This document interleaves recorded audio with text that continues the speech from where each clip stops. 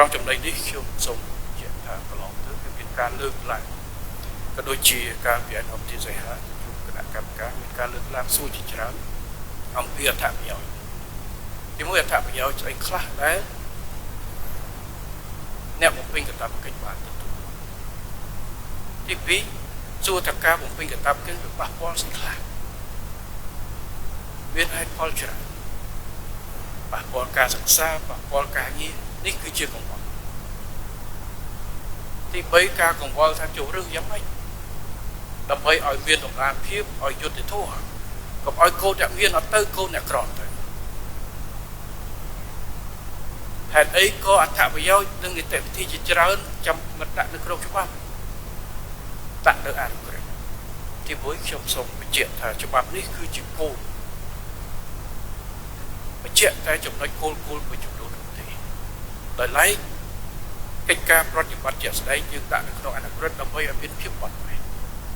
ឧទាហរណ៍អត្ថប្រយោជន៍ដែលត្រូវទទួលបានវាបត់បែនតាមសភាពការអញ្ចឹងយើងមិនចង់ថាបើឆ្នាំនេះត្រូវបន្ថែមអត្ថប្រយោជន៍ផ្សេងតែត្រូវមកឆ្លងសភានោះទេយើងទុកនៅក្នុងការឆ្លងការរៀបចំនីតិវិធីក្នុងការរើសដូចគ្នាតើយើងធ្វើយ៉ាងណាដាក់បែបណាយើងអនុវត្តកម្រិតណាគឺទុកនៅក្នុងនីតិវិធីនៃអនុក្រឹត្យនិងប្រកាសរបស់ក្រសួងដើម្បីឲ្យមានភាពបត់បែនធានានូវប្រសិទ្ធភាពព្រោះអ្វីដែលចាំបាច់នៅក្នុងការធ្វើគឺគោលដៅសំខាន់គឺការគិតគូរពីប្រយោជន៍របស់បុគ្គលរបស់គ្រួសារបុគ្គលគឺជាកលឹះនៃប្រទេសជាតិអញ្ចឹងការអនុវត្តច្បាប់កាតព្វកិច្ចនេះគឺជាឱកាសដែលយករាជរដ្ឋាភិបាលនៅប្រទេសជាតិរបស់យើងអាចយកយុវជនមួយផ្នែកណាយកទៅធ្វើការបណ្ដុះបណ្ដាលទាំងពីដីសម្រាប់ធ្នាប់បណ្ដុះបណ្ដាលជំនាញបំណិតក្នុងកងទ័ពប៉ុន្តែគាត់បម្រើនៅក្នុងកងទ័ពមួយរយៈប៉ុន្តែការបម្រើក្នុងកងទ័ពមិនមែនជាការបម្រើអត់ប្រយោជន៍ឬមួយក៏ជាការខ្ជះខ្ជាយពេលវេលាដែរនោះទេប៉ុន្តែផ្ទុយទៅវិញគឺជាការខិតខំនៅក្នុងការពង្រឹងធនធានមនុស្សមួយនេះក្នុងរយៈពេល24ខែគាត់នឹងទទួលបាននូវការហ្វឹកហ្វឺនជាពិសេសការទទួលខុសត្រូវវិន័យសណ្ដាប់ធ្នាប់និងឆន្ទៈប្រកបដោយស្នេហាជាតិនេះគឺជាកលឹះដែលយើងនឹងធ្វើការប្រែប្រួលទី2គឺការប៉ះពាល់ក្នុងការរៀបចំនៅច្បាប់នេះក្រុមការងារបានជជែកគ្នាលំអិតណាស់មានការលើកឡើងតើប៉ះពាល់កន្លែងណាខ្លះដែលអាចជាអនុគ្រោះឧទាហរណ៍ជាប្រសពតើគួរមានលើកជាប្រសពមានរហូតទៅដល់ការលើកថាពោះម៉ាយកូនច្រើនក៏គួរលើកលែងតែយើងមិនអាចធ្វើបានអ្វីដែលសំខាន់គឺការលើកលែងមួយចំនួនតូចតែប៉ុណ្ណោះនៅក្នុងច្បាប់នេះจะមានអង្គសភាតែប៉ុន្តែជាទូទៅគឺយើងខិតខំនៅក្នុងការរៀបចំច្បាប់នេះនៅកម្រិតណាដែលមានភាពបត់បែនឧទាហរណ៍ការអនុគ្រោះការស្នើសុំមួយឆ្នាំម្ដងជារយៈពេលប្រហែលឆ្នាំក្នុងការគិតគូរដល់ការរៀនសូត្រអ្នកដែលសំខាន់មួយចំនួនពាក់ព័ន្ធกับកាតព្វកិច្ចចាំបាច់នេះគឺជាការគិតគូររបស់រាជរដ្ឋាភិបាលរបស់ក្រសួងការពារជាតិនៅក្នុងការកាត់បន្ថយផលប៉ះពាល់និងបង្កើននូវអត្ថប្រយោជន៍ព្រោះយោធិនម្នាក់កាតព្វកិច្ចមិនកាតព្វកិច្ចគឺជាធនធានមនុស្សរបស់កម្ពុជាការពារជាតិខ្លាំងតតែធនធានមនុស្សខ្លាំងហើយធនធានមនុស្សនេះពេលចប់คล้ายទៅជាធនធានមនុស្សរបស់សង្គមចែកមកបំពេញភារកិច្ចនៅក្នុងក្រសួងស្ថាប័នឯកជនឬមួយក៏ផ្ទាល់ខ្លួនចឹងការគិតគូរនេះគ្រប់ជ្រុងជ្រោយហើយយើងប៉ុន្តែខ្ញុំមិនហ៊ានធានាថា100នាក់ឯកភាពទាំង100នាក់ទទួលយកលក្ខខណ្ឌបានន័យថាការលើកលែងការយកយកគឺមានតែចំណុចចំនួនក្រៅពីនឹងគឺជាកាតព្វកិច្ចពាក្យថាកាតព្វកិច្ចនេះគឺត្រូវអនុវត្តនៅក្នុងច្បាប់បាទអញ្ចឹងអ្នកខ្លះអាចមានហេតុផលច្រើនអាចប្រៀបធៀបច្រើននៅពេលដែលប្រជុំគ្នានោះយើងអាចគិតថាបើសិនជាយើងយកហេតុផលទាំងអស់មកដាក់ជាគោលយើងអត់អនុវត្តច្បាប់នេះចេញតែម្ដងមនុស្ស100នាក់មានបញ្ហា100ចំពោះប៉ុន្តែអ្វីដែលសំដៅសួរខ្ញុំឃើញថាខ្វះមួយសំដៅដែលសួរសំខាន់ យើងសួរថាតើយើងបានអីតើយើងអាចខាតអីបារម្ភរឿងជីវភាពបារម្ភរឿងពេលវេលាបារម្ភរឿងការងារប៉ុន្តែសំណួរមួយដែលខ្ញុំអត់បានឃើញនៅក្នុងបណ្ដាញសង្គមក្តីការចោទសួរក្តីថាតើត្រូវធ្វើយ៉ាងណាដើម្បីរួមគ្នាបន្តផ្នត់គំនិតស្នេហាជាតិខ្ពស់ចំពោះប្រជាពលរដ្ឋយើងជាពិសេសយុវជនដែលហ៊ានលះបង់គ្រប់បែបយ៉ាងគ្រប់ពេលវេលាដោយគ្មានលក្ខខណ្ឌសម្រាប់ជាតិនេះគឺជាសំណួរដែលត្រូវសួរបើសិនជាយើងអាចបន្តឆន្ទៈនេះបានអារឿងខាត2ឆ្នាំអារឿងខាតតិចខ្វះនោះលែងជាចំណុចហើយសំណួរខ្លះដែលយើងសួរហើយឃើញបានលើកឡើងហាក់ដូចជាចូលកាតព្វកិច្ចនេះគឺជាបន្ទុកត្រូវធ្វើយ៉ាងម៉េចបដូរផ្នត់គំនិតនេះការចូលកាតព្វកិច្ចគឺជាមហាកិត្តិយសដែលគ្រប់គ្នាត្រូវចង់ធ្វើនេះគឺជាអ្វីដែលសំខាន់ហើយអង្គសភាចំពោះថ្នាក់ដឹកនាំនៅក្នុងដំណាងរាស្ត្រដែលត្រូវចុះជួបប្រជាពលរដ្ឋនិងឆ្លើយចំនួនប្រជាពលរដ្ឋខ្ញុំគិតថាកលឹះសំខាន់បំផុតពិតណាស់ការដាក់ចេញនូវគោលនយោបាយដើម្បីដោះស្រាយបញ្ហាផលប្រយោជន៍ដែលគាត់ទទួលបានtừការកាត់បន្ថយផលប៉ះពាល់ជាវិញ្ញាប៉ុន្តែអត់អាចថាលុបបំបាត់100%ប៉ុន្តែអ្វីដែលសំខាន់គឺការបណ្ដុះបណ្ដាលទុនធានមនុស្សឆន្ទៈមិនមែនតែយុវជនទេគឺទាំងគ្រួសារតែម្ដងដែលមើលច្បាប់កាតព្វកិច្ចនិងការបម្រើជាតិក្នុងការបំពេញកាតព្វកិច្ចនេះគឺជាកិត្តិយសធំសម្រាប់បុគ្គលនិងគ្រួសារនេះគឺជាកលឹះដែលយើងត្រូវរួមគ្នានៅក្នុងការបំផុសស្មារតីនេះឲ្យបានបើសិនជាគាត់ខាត2ឆ្នាំមិនបានផងតើហៅគាត់ទៅប្រយុទ្ធការពារទឹកដីមិនកើតដែលត្រូវលះបង់ជីវិតនេះគឺជាបើគាត់ថាទៅខ្លាចចេះខ្លាចចុះបាត់ប្រាក់ខែចេះបាត់ប្រាក់ខែចុះតើត្រូវលះបង់យ៉ាងម៉េចតើយើងសួរយុវជនដែលកំពុងឈរជើងរាប់ពាន់អ្នករាប់ម៉ឺនអ្នកនៅព្រំដែនការពារទឹកដីរបស់យើងនៅពេលនេះតើពួកគាត់យ៉ាងណាវរៈកងទ័ពវរៈនគរបាលជាតិនិងវរៈអាវុធហត្ថរបស់យើងដែលឈរនៅទីនោះយុវជនដូចគ្នាមានបញ្ហាគ្រួសារដូចគ្នា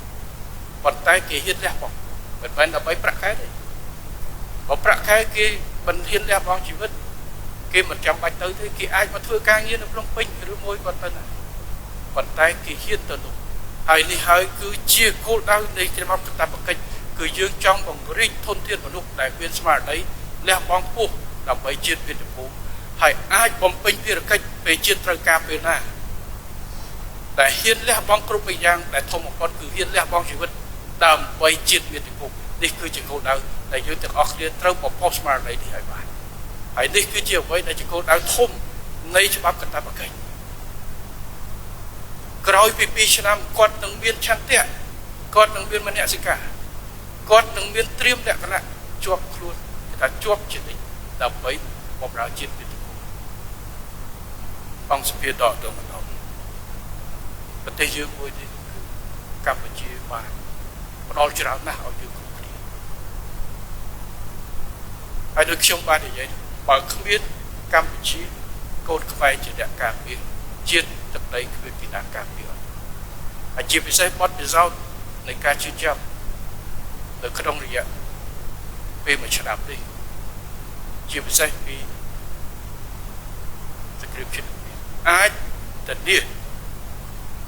អាចជាកលឹះតែយើងទាំងអស់ត្រូវចងចាំថាកម្ពុជាត្រូវតែពង្រឹងខ្លួនឯងហើយកូនខ្មែរទាំងអស់ជាពិសេសយុវជនដែលមានលក្ខណៈសម្បត្តិគ្រប់គ្រាន់ត្រូវត្រៀមទឹកចិត្តដើម្បីជួយហើយខ្ញុំក៏អរគុណដែរហើយខ្ញុំឃើញនៅស្មារតីស្នេហាជាតិរបស់ប្រជាពលរដ្ឋយើងនៅក្នុងពេលដែលផ្ទុះទោះអាវុធ2ដងយើងឃើញទាំងអស់ទាំងចាស់ទាំងក្មេងទាំងអ្នកនៅក្រៅទាំងអ្នកនៅក្នុងទាំងមន្ត្រីរាជការទាំងអ្នកក្នុងវិស័យឯកជនទាំងអ្នកសុំទៀតចូលរួមដើម្បីកងទ័ពយើងការពារជាតិប៉ុន្តែយើងមិនចង់ឲ្យស្មារតីនេះត្រឹមតែមកភ្លើងច្បាស់ទេគឺយើងចង់ឲ្យស្មារតីនេះប្រែក្លាយទៅជាសកម្មភាពដើម្បីត្រៀមលក្ខណៈពេញនេះចឹងការបន្តនៅផ្នត់គំនិតនិងការស្នេហាជាតិគឺជាកលឹះមួយដែលខ្ញុំសូមឲ្យអង្គសភាជាពិសេសអាដាមលោកជំទាវសម្ដែង ដែលជាថ្នាក់ដឹកនាំដែលជាតំណាងរាស្ត្រដែលត្រូវជួបជាមួយជាប្រព័ន្ធសូមជួយនៅក្នុងការផ្សព្វផ្សាយធ្វើយ៉ាងណាបំផុសនៅស្មារតីស្នេហាជាតិនិងការត្រៀមលក្ខណៈដើម្បីលះបង់ខ្ពស់ដើម្បីការពិជាតិមួយនេះបើសិនជាយើងបញ្យល់គាត់ហើយគាត់យល់លើតម្លៃនេះខ្ញុំគិតថាសំណួររឿងការខ្លាចទៅតែនេះអត់តែនោះបាត់2ឆ្នាំរៀនបញ្ចប់ស្អីវាទៅជារឿងតូចព្រោះការពិជាតិនិងឱកាសនៃការចូលរួមคล้ายទៅជាកិត្តិយសមហាសាលคล้ายទៅជារបស់មួយដែលមានតម្លៃដែលមនុស្សជាពិសេសយុវជនគ្រប់រូបបច្ចេកគ្នាចង់បានលែងទៅសួរសំណួរថាតិចតែកូនអ្នកក្រទៅធ្វើកតាបកិច្ចคล้ายទៅជាសួរថាតិចឲ្យតែកូនអ្នកមាន